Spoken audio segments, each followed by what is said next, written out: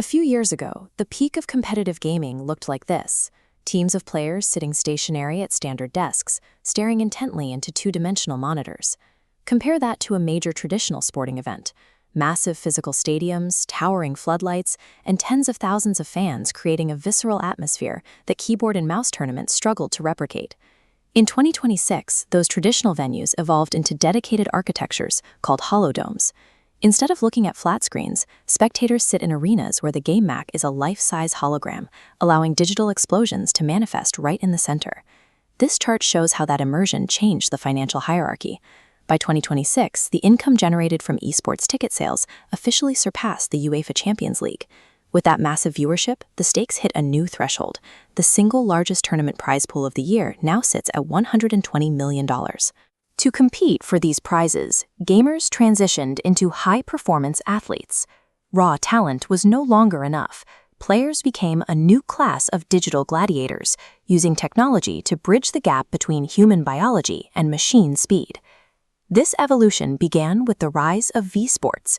Players now equip lightweight 16K mixed reality visors and compete by physically navigating massive empty spaces known as free-roam VR arenas. Competitors must physically sprint across the arena floor, dodge behind digital barricades, and use authentic hand signals. This requirement for cardiovascular endurance is what finally earned esports its slot in the official Olympic Games. But combining physical movement with digital precision only works if the connection is flawless. This created a global demand for a standard where network latency is effectively non-existent. Nations like Saudi Arabia capitalized on this technical demand by issuing cyber athlete visas. This allows professional players to relocate and establish elite training camps directly on top of regional fiber optic hubs.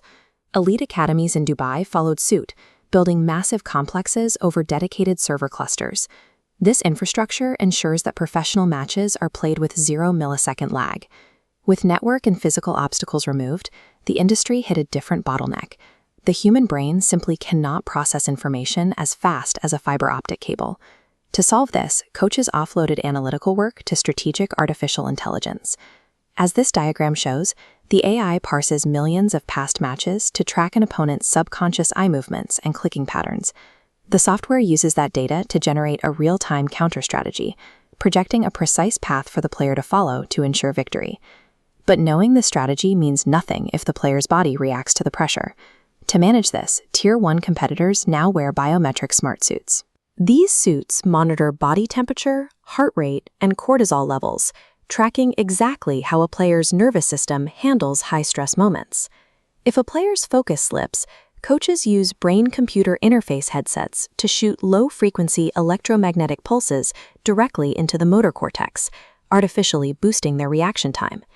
This practice is known as cyberdoping, and it is now legal and regulated within official tournaments under the Global Esports Committee. Gaming is no longer just a test of human skill. It has become an engineering battle, where athletes biohack their own brains to match the precision of the software they use. The financial rewards for this level of performance are massive.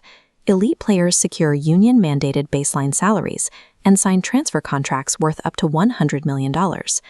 Yet that wealth is balanced against a severe psychological cost. These athletes must process thousands of data points per second while performing for hundreds of thousands of live spectators. This graph illustrates the result of that intensity. When we compare retirement ages, we see a sharp drop for esports players, who are often forced out of the industry by age 23. Relentless training causes severe joint, spinal, and ocular injuries.